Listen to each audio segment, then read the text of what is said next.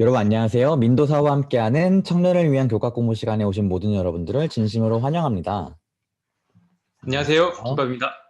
네, 안녕하세요. 이렇게 오늘은 3과를 하게 될 것인데요. 항상 했던 것처럼 3과 들어가기 전에 우리 지난 시간 배웠었던 2과를 다시 한번 좀 생각해 보면 좋을 것 같은데 여기 키워드에 우리 배웠던 것도 나눠 있습니다. 혹시 기억 네, 남는 게 좀 있으신가요? 네, 이과는 지도력의 위기라는 제목으로 우리 함께 이야기 나눠봤는데요. 죽은 왕과 영원한 왕. 어, 인간 지도자는 불완전하고 또 심지어 죽고 그렇게 되지만 영원한 왕이신 하나님께서 통치하신다라는 사실 우리가 함께 지난주에 살펴볼 수 있었고요.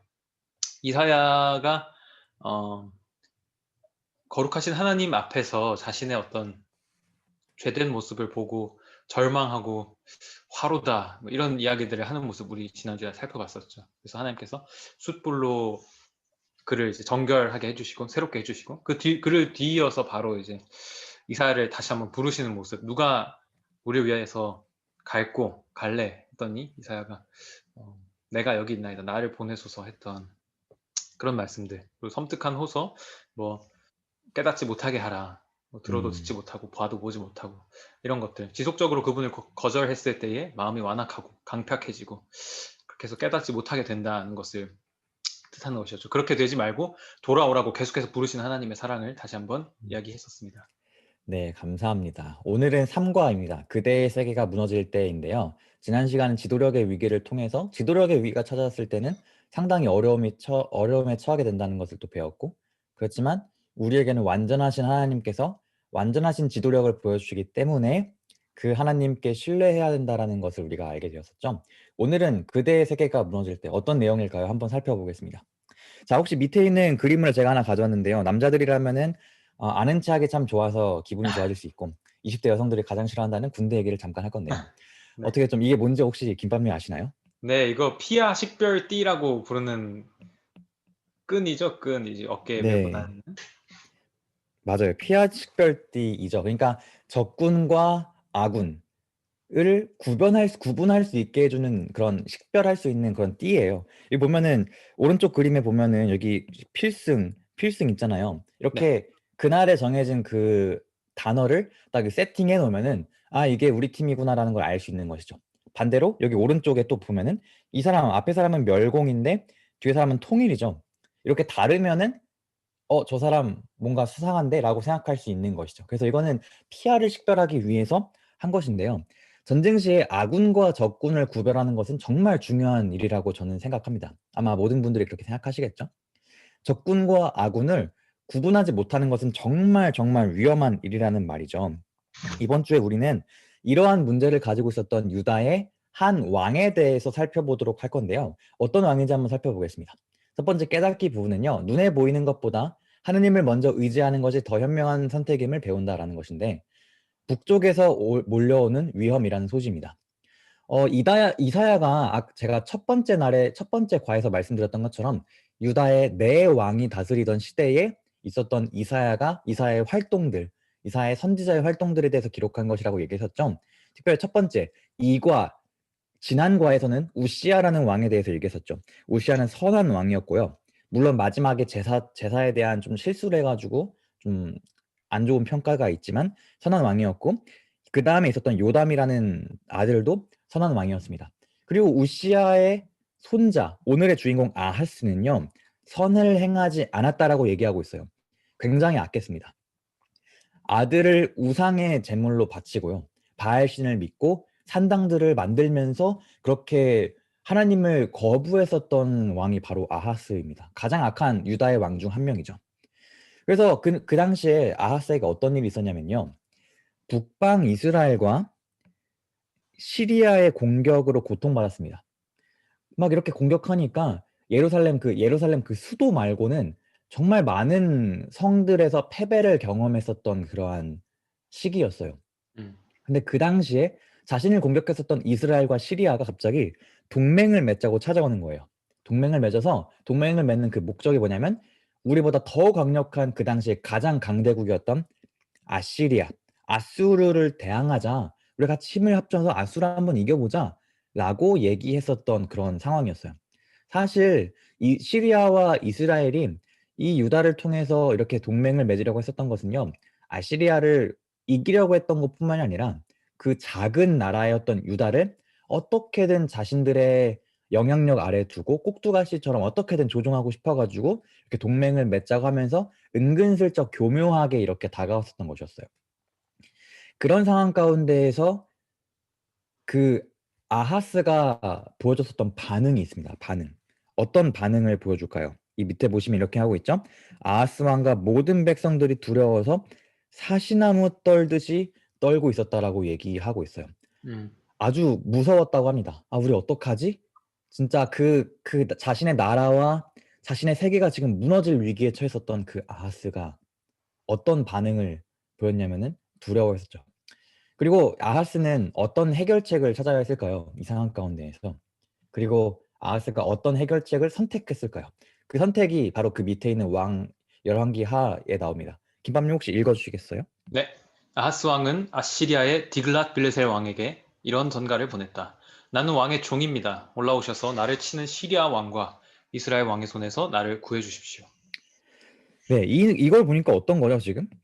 지금 아시리아라고 하는 더 강력한 나라에게 도움을 구한 거죠. 음, 나를 지금 공격하고 있었던 나의 세계를 무너뜨리려고 했었던 이스라엘과 시리아보다 더 강력한 아시리아라는 그 왕에게 도움을 요청하는 것을 지금 볼 수 있어요. 지금 눈앞의 위기 때문에 이 더 강력한 나라를 선택했던 것이었는데요. 이 밑에 보면 이렇게 또 다른 설명들이 나와요. 그래서 은과 금을 보내면서 아시리아 왕에게 선물로 보내요. 이게 뭡니까? 강대국에게 조공을 바치는 거죠. 우리를 네. 지켜주십시오 하는. 우리 뭐 고려가 명나라에게 명나라가 아니죠. 고려가 청인가요? 송나라나 뭐 조선이 명나라에게 이렇게 조공을 바치면서 했던 것처럼 속국이 되기로 선택한 것이었죠. 그렇게 결국은 속국이 되어가지고 아시리아가 북방 이스라엘과 시리아를 무찔러 줬습니다. 아주 음, 좋은 효과를 발휘했어요. 근데 눈앞에 있었던 문제는 딱 해결되었는데요. 좀 결정적으로 안 좋은 문제들이 하나씩 찾아오기 시작해요. 그 아하스가 아시리아의 그 우상 숭배를 받아들이기 시작합니다. 아시리아의 제단을 똑같이 따라서 만들고요. 제사를 드리기 시작하고요. 여호와의 단을 옮겨버리고 아시리아의 단을 만들어 버리기 시작해요. 그리고 왕궁에서 하나님의 성전으로 출입하는 출입로가 있었는데 그것도 막아버립니다. 결국은 아하스가 어떤 선택을 한 거예요? 눈앞에 있는 그 위기를 해결하기 위해서 아수를 선택했고 하나님을 버려버리는 그런 모습을 지금 보여주고 있는 것이죠. 네. 눈앞에 보이는 빠른 해결책을 선택했던 것이었습니다. 밑에 있는 글을 이렇게 읽어보겠습니다. 아하스는 하나님만이 그의 나라를 구해주실 수 있으신 유일한 도움임을 인식하지 않고 그 적인 아수르 왕과 동맹 관계를 선택함으로 그릇된 선택의 예를 보여주고 있다라고 지금 얘기를 하고 있는 것이죠. 눈에 보이는 빠른 해결책 때문에 그렇게 했던 것이었는데요. 네. 우리도 밑에 한번 질문 한번 생각해 봅시다.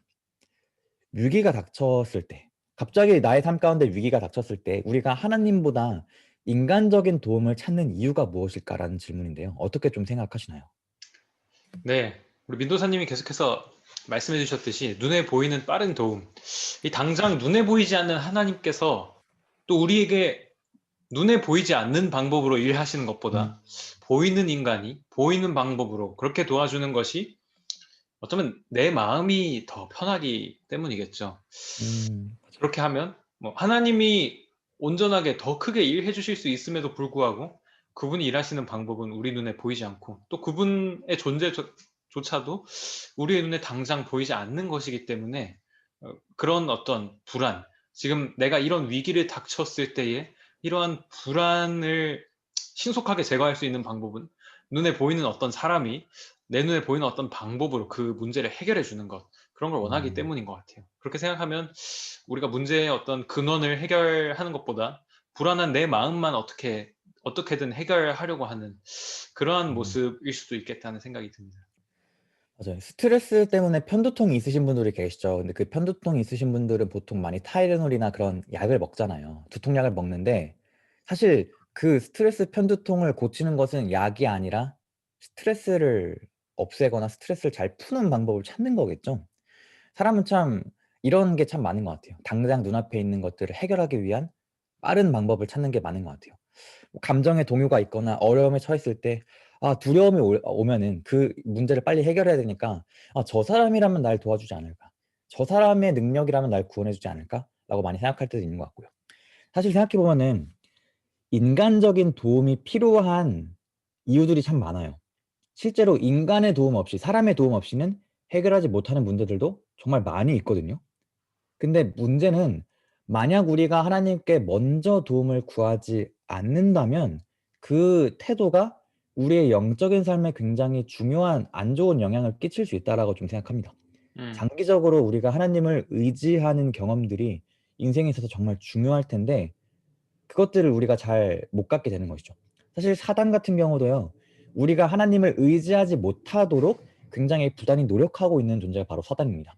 그런 사단을 생각할 때 우리가 어떻게 해야 될지, 우리가 그런 문제가 있을 때에 하나님께 먼저 도움을 찾기 위해서 기도하는 태도가 반드시 필요하다는 것을 참 기억해야 될 것 같아요. 네. 물론 그 문제가 반드시 사람의 도움이 필요할지라도 말이죠.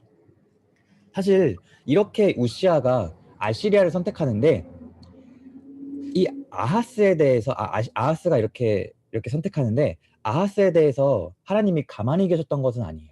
하나님이 이 선택하기 전에 많은 일들을 하셨습니다. 그것이 어떤 것인지 한번 보겠습니다. 월요일 소지는 저지하려 하심인데요. 하나님은 아수르 왕과 동맹을 맺으려고 했었던 그 상황에 대해서 유다가 만약에 동맹을 맺은다면 그 동맹국의 지배하에, 그 아수르의 지배하에 놓이게 될 것을 아셨어요. 그래서 밑에 있는 성경절을 한번 읽어볼까요? 어떻게 하셨는지.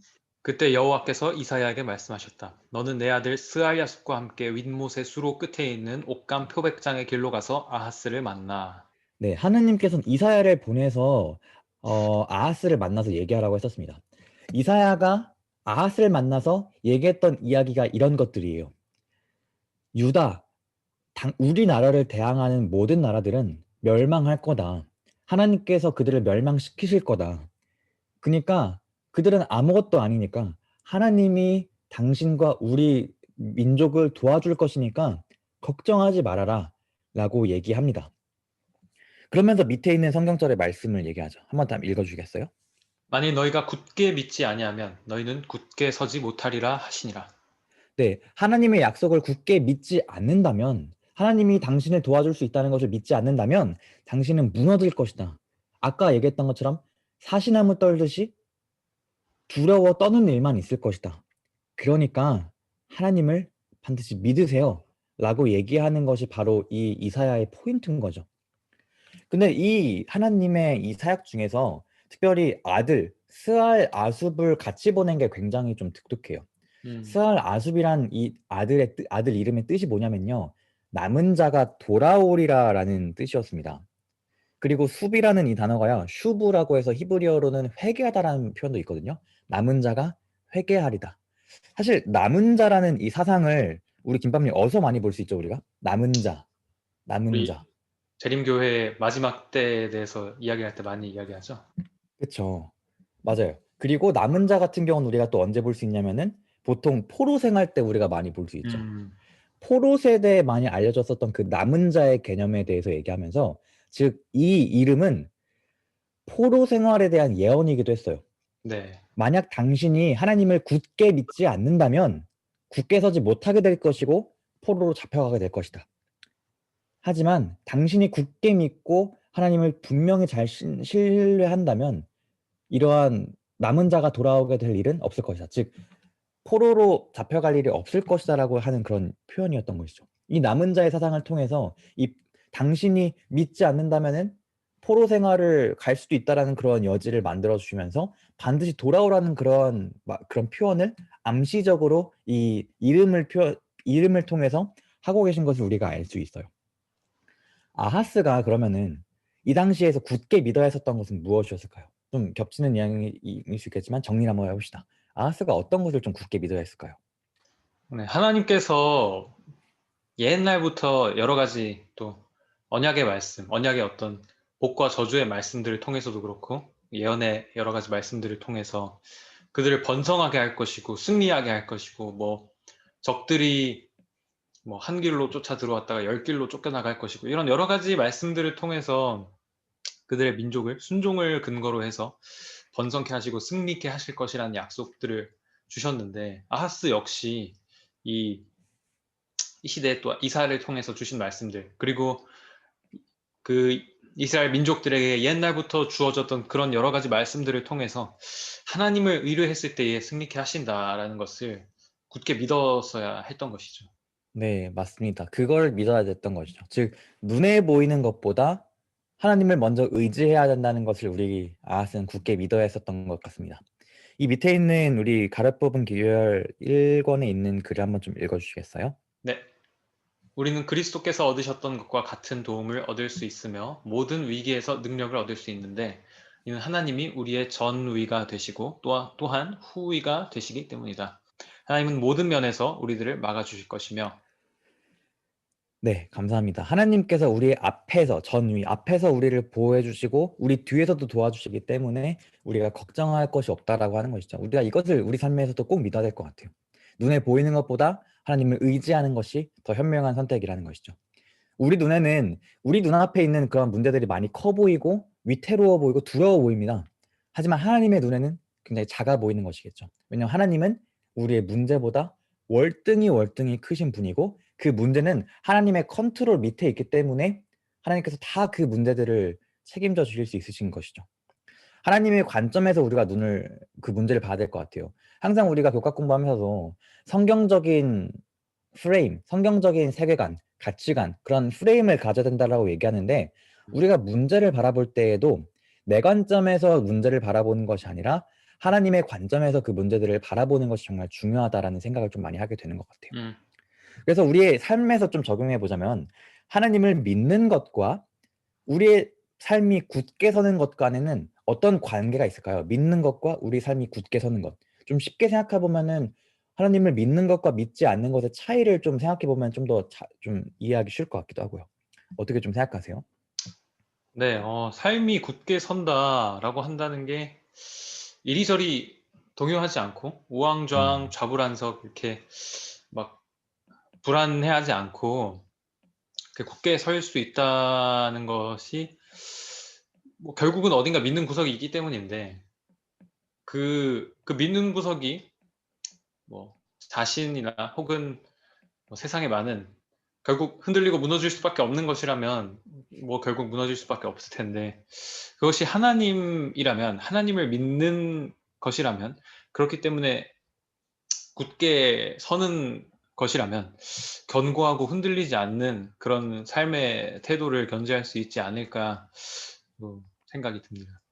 네, 맞습니다. 믿지 않는 아하스가 아까 사시나무처럼 떨었던 것처럼, 믿지 않는 사람한테 의지하는 사람은 변하는 존재고, 오늘의 동지가 내일의 적이 될 수 있기 때문에 굉장히 흔들리게 될 것 같은데, 믿는 삶은 우리의 우리 삶 가운데 변함없이 우리를 도와줄 수 있는 산과 같은 하나님께서 우리의 그 자리에 항상 그대로 계시기 때문에 우리가 하나님께 의지할 때에 평안을 얻을 수 있는 것 같아요. 그래서 우리 삶 가운데서도 우리 삶의 문제들이 뭐 어려움 가운데서도 우리가 굳게 믿는 구석이 있는 것처럼, 아까 말씀해 주신 것처럼 흔들리지 않을 수 있겠죠. 밑에 선지자와 왕 제가 읽겠습니다. 모든 것이 어둡게 보일 때에 끈기 있게 기다리고 의지하는 것이 하나님의 사업을 지도하는 자들이 배워야 할 교훈이다. 끈기 있게 기다리고 의지하는 것. 그렇지 못해서 실패했던 사람들이 많이 있어요. 야곱도 하나님께서 야곱에 대한 분명한 플랜이 있었죠. 그렇지만 그 플랜에 대해서 잘 안 될 것 같으니까 자신의 플랜을 세웠어요. 그래서 아버지를 속이고 형을 속이고 장자인 척 해가지고 평생을 떠났죠. 그리고 평생 동안 엄마를 다시 못 보게 되었고, 그것처럼 우리도 기다릴 필요가 있는 것 같아요. 하나님께서 우리를 책임져 주실 것이라는 그런 믿음, 우리의 계획이 아니라요. 아하스 왕도 우리도 배워야 할 태도였겠죠. 이렇게 지금 뭐 이러한 뭐 남은 자 사상을 통해서 뭐 포로 생활의 여지를 주시면서 믿으라고 반드시 이렇게 말씀하시는 이 요청 가운데에서 아하스는 어떤 반응이었을까요? 아하스 왕은 이사야의 이 초청에 믿음으로 반응하지 않았습니다. 근데 그럼에도 하나님은 다시 한번 또 다른 한번 기회를 주세요. 어떤 건지 한번 보겠습니다. 이 밑에 있는 이사야 7장에 있는 걸 좀 읽어주시겠어요? 만일 내가 내 말을 확인하고 싶으면 표적을 구하라. 하늘에 있는 것이나 땅에 있는 것이나 무엇이든지 좋다. 그러나 아하스는 아닙니다. 구하지 않겠습니다. 나는 주를 시험하지 않겠습니다. 하고 대답하였다. 네. 하늘에 있는 것이나 땅에 있는 것이나 어떤 거든지 이적을 구해라, 표적을 구해라. 즉 에스더에서 아하수에로 왕이 에스더에게 나라의 절반으로 주겠다라고 말했던 것처럼 하나님은 스케일이 다릅니다. 하늘에 있는 것이나 땅에 있는 것이나 뭐든지 말해. 내가 그 증명해 줄게. 내가 옳다는 것을. 그러니까 한번 말해봐. 했는데 아하스는 필요 없다라고 얘기하죠. 당신을 시험하지 않을 거예요. 구하지 않을 겁니다. 라고 얘기해요. 왜 아하스는 이 징조를 구하라는 제의를 거부했을까요? 이 이유가 무엇일지 한번 좀 생각해 보면 좀 좋을 것 같은데 어떻게 좀 생각하세요? 이, 어, 아하스의 거절을 보면서 신약 시대 예수님에게 이 말씀으로만 하옵소서 했던 이 백부장의 믿음이 생각이 음, 났는데, 부장은 뭐, 예수님 집에 굳이 안 오셔도 됩니다. 그냥 하고 그렇게 그리스도를 믿었기 때문에 징조를 구하지 않은 것이죠. 그냥 뭐 말씀만 하시면 나을 것 같습니다. 그렇게 이야기를 해서 예수님도 깜짝 놀랐던 그런 이런 이스라엘 중에 이런 믿음을 보지 못했다고 예수님께서 그렇게 말씀하셨는데, 아하스는 얼핏 보면 제가 하나님 시험하지 않겠습니다라는 이 문장만 보면 굉장히 뭐 어떤 맞아요. 경건한 것처럼 보일 수 네, 맞아요. 있지만, 사실은 하나님의 개입하심을 바라지 않았던 것이죠. 그냥 음, 나는 내가 선택한, 이미 자신이 선택한 눈에 보이는 방법, 그 방법이 내 눈에 보이는 방법으로 일해주는 그 인간의 방법이 좋았고, 그것이 내 마음이 차라리 더 불안하지 않고 편안했기 때문에 하나님께서 어떻게 일하시는 방법을 이런 뭐 징조를 통해서라도 내가 너를 믿을 수 있게 해줄게 라고 말하지만, 그마저도 거절했던 것이죠. 맞습니다. 우리 2과 지난과에서 마지막 부분 섬뜩한 호소에서 계속해서 지속적인 거부를 통해서 마음이 강팍해졌었던 그런 사례들을 봤죠. 아마 아하스가 이런 케이스인 것 같아요. 이미 자신의 플랜이 있었던 거죠. 아수라라는 플랜이 있었고. 사실 우리도 생각할 때 많잖아요. 아, 이것만 해결되면, 아, 이것만 얻으면은 행복할 거야라고 생각하는 게 많아요. 아, 이 차만 내가 살 수 있으면, 이 직업만 내가 얻을 수 있으면, 아, 안식일에 이거 좀 애매한데, 이번에만 안식일에 교회 안 가고 시험을 치면은, 이 시험만 합격하면 내가 행복할 수 있을 거야. 이 사람만 있으면, 연애에 있어서도, 이 사람만 있으면 내가 행복하지 않을까라고 착각할 때가 많아요. 근데 그것은 우리의 플랜으로 자신의 플랜을 선택하는 아하스와 똑같은 행동이라고 생각해요. 음, 하나님께서 이렇게 요청하신다면은 우리가 가야 되는 것이죠. 밑에도 이사야 7장 13절 이렇게 말씀하고 있어요. 이사야가 이렇게 말하죠. 왜 그것들을 작은 일로 여겨서 하나님을 괴롭히라고 하냐라고 얘기해요. 왜 너 하나님을 이렇게 속상하게 만드니라고 얘기해요. 그러니까 즉 쉽게 생각하면은 하나님께 우리가 무엇을 구하는 것은 결코 하나님께 괴로움이 되지 않습니다. 오히려 우리가 그분께 의지하지 않는 것, 그분께 구하지 않는 것이 하나님께 괴로움이 된다라고 하는 것이죠.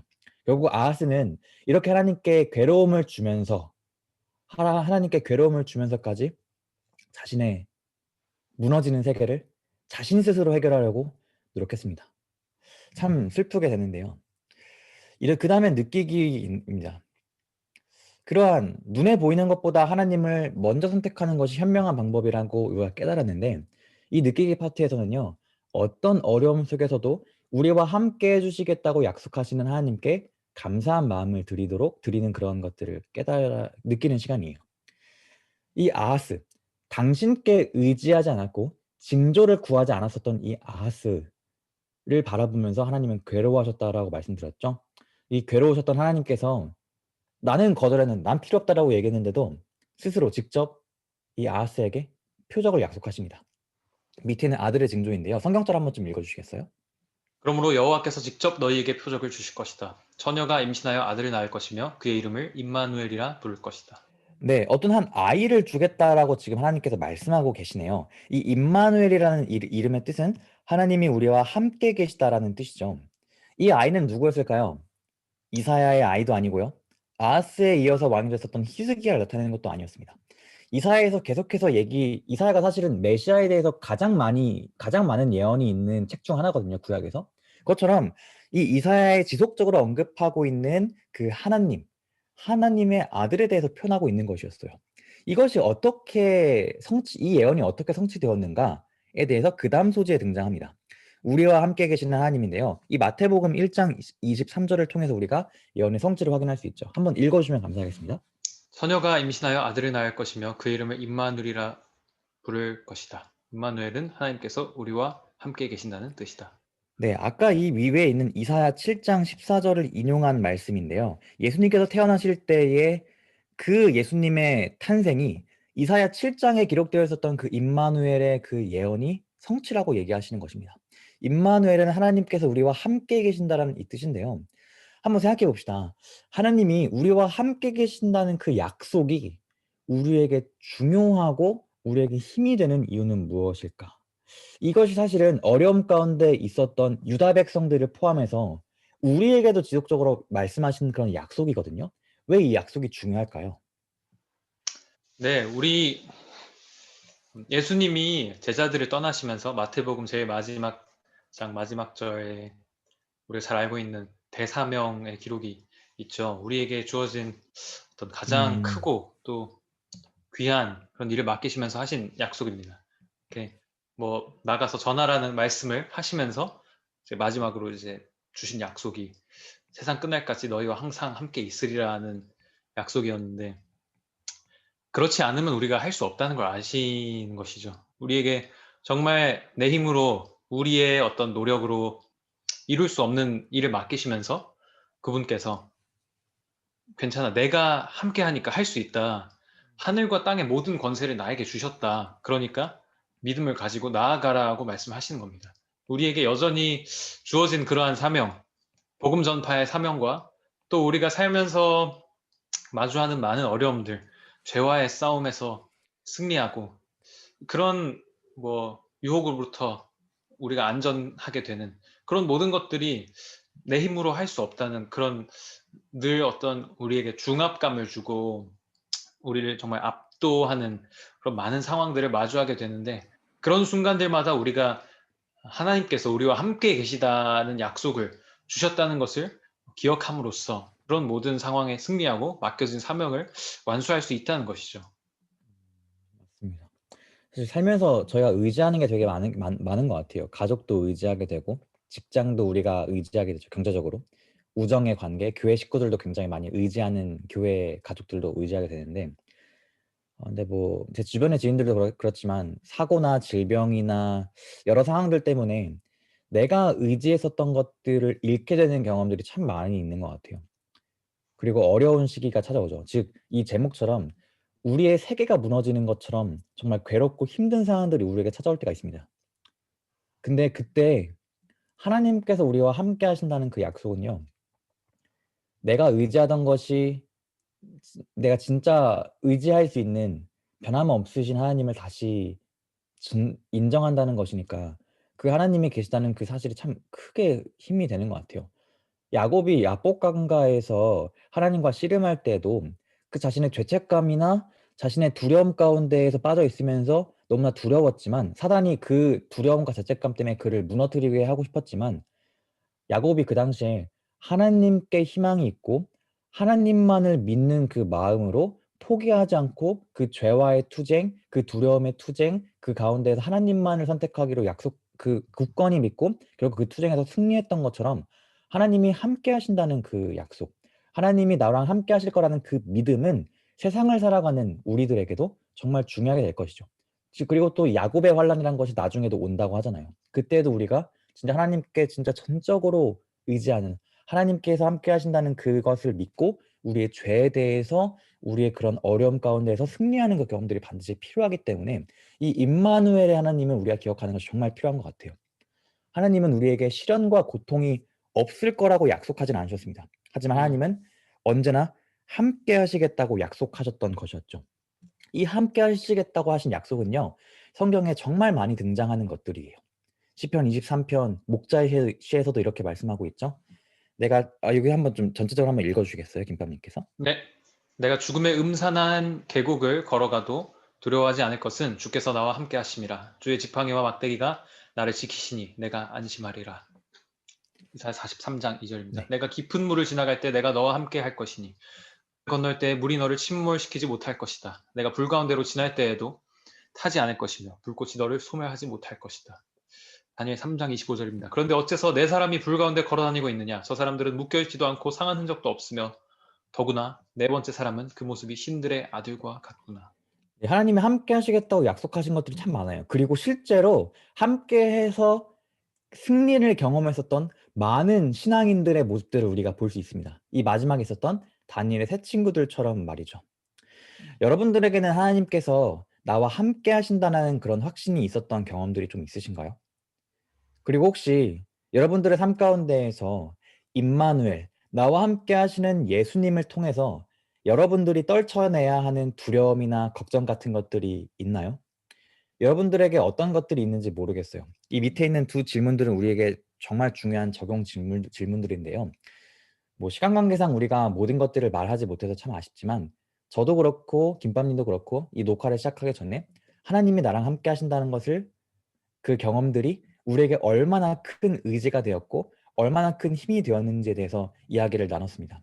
그리고 그것들을 확신하게 될 때에 우리의 앞길도 하나님께서 우리의 미래도 하나님께서 책임지시고 인도하실 것이라는 확신이 우리에게 다시금 한 번씩 드는 것이죠. 우리에게 하나님이 함께 하신다는 확신은 반드시 필요합니다. 이 이야기들을 여러분들 스스로 한번 생각해 보시고 혹시 소그룹이 여러분들에 있다면은 그 소그룹들과 함께 이야기를 나누시면서요. 하나님께서 나에게 함께 하시는 그 경험들을 나누고 간증을 나누고 그 믿음을 다시 굳건히 하게 하여서 우리의 세계가 무너질 때 그때에 하나님을 의지함으로 다시 한번 우리가 승리할 수 있기를 간절히 바랍니다. 마지막으로 우리 행하기인데요. 이렇게 어려움이 닥쳤을 때에 무엇보다 하나님을 신뢰하고 믿음을 활용하기로 결심하는 우리 모든 분들 되시길 바랍니다. 마지막 결론 읽고 마치겠습니다. 우리는 믿음의 사람으로서 하나님의 뜻에 부합하는 결정을 내리도록 부름을 받았습니다. 하나님은 그분의 선하신 뜻을 우리에게 나타내십니다. 세상은 거의 확실해 보이는 것들에 의존하지만 우리는 분별력을 가질 수 있도록 마음과 귀를 활짝 열고 그분의 뜻을 경청할 필요가 있습니다. 네, 이 마지막 글이 참 아름답네요. 확실해 보이는 것들에 의존하지만 우리는 분별력을 가지고 마음과 귀를 활짝 열고 하나님의 뜻에 경청할 필요가 있다라고 얘기하네요. 오늘 이렇게 삶과 그대의 세계가 무너질 때가 마치게 되었는데요. 여러분은 이 시간이 어떠셨나요? 여러분들 각자 느끼시는 바들을 꼭 마음 가운데 새겨서 우리의 세계가 무너질 때에 내가 의지했던 것들이 막 없어지고 힘들어지고 어려움 가운데 있고 두려움 가운데 있을 때에 우리가 의지해야 하는 하나님, 눈에 보이는 것보다 하나님을 먼저 의지하여서 꼭 승리할 수 있는 모든 여러분들 되시기를 간절히 바랍니다. 아멘. 기범님은 마지막 이 정리하면서 어떤 좀 나누고 싶으신 게 있으신가요? 네, 오늘 이야기를 나누면서 아하스가 하나님께 구하지 않고 인간의 도움들을 구하는 모습을 보면서 머릿속에 뭔가 그려지는 이미지는 이렇게 인간의 도움을 구하면서 A한테도 나 힘들어 도와줘, B한테도 힘들어 도와줘 하면서 인간의 도움을 구하고 있을 때 하나님은 이렇게 위에서 그 모든 상황을 이렇게 내려다 보시면서 얘가 지금 일로 가서 도움을 받을 수 있는데 A로 갔다가 B로 갔다가 C로 갔다가 사실 하나님이 그 모든 것들이 아닌 다른 곳에서 이렇게 도움을 주실 수 있어서 위에서 모든 상황을 보고 계신데 우리가 누가 나를 도와줄 수 있는지도 모르는 채로 이곳저곳에서 도움을 구하고 있는 그런 모습을 하나님께서 안타깝게 보시면서 아니야, 내가 도와줄게 라고 말씀하시는 모습을 조금 상상할 수 있었던 것 같아요. 어떤 세상이 정말 온 세상이 무너지는 듯한 나라가 위험에 처한 이러한 모든 상황에서도 아하스가 하나님을 구해야 했듯이 우리도 역시 어지럽고 불안정한 세상 속에 살아가면서 다른 어떤 인간적인 도움을 구하기보다 적절한 도움을 적절하게 주실 수 있는 하나님께 구하는 것이 사실은 내 눈엔 보이지 않지만 가장 빠르고 확실한 길임을 다시 한번 생각하게 됐습니다. 네, 감사합니다. 이렇게 또 삼가 마치게 되었고요. 다음 사과도 함께 우리 참여해 주시면 정말 감사하겠습니다. 우리 기도하고 마치겠습니다. 사랑의 아버지 하나님, 우리가 눈에 보이는 것보다 하나님께 먼저 의지할 수 있는 저희가 되게 도와주세요. 우리의 세계가 무너질 때가 있습니다. 우리가 믿던 것들이 내려앉을 때가 있고, 우리가 의지하던 것들이 정말 사라질 때가 있지만, 사라지지 않으시고 변함없이 산과 같이 우리 옆에 항상 우리를 지켜주시는 하나님을 바라봄으로써 우리 마음 가운데 평안을 찾을 수 있도록 도와주옵시고, 하나님을 의지함으로 함께 하신다는 그 약속을 붙잡음으로 우리가 음, 당신의 언약의 백성 가운데 백성으로서 남아 있을 수 있도록 도와주옵소서. 아멘. 예수님의 이름으로 기도합니다. 아멘. 아멘.